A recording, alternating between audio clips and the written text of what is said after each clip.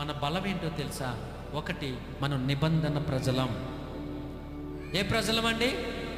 రెండోది, మనము మనుష్యులతోనూ దేవునితోనూ పోరాడి గెలిచిన వారం. పోరాటం అంటే గెలుస్తాం, లేకపోతే మనుషులతో లేదు, దేవుడితో లేదు.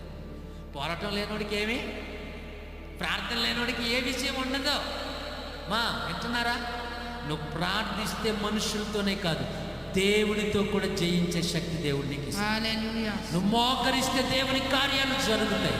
నువ్వు ప్రార్థన చేస్తే అద్భుతాలు వెంబడి అద్భుతాలు జరుగుతాయి. నీ స్థితి మారబోతూ ఉంది.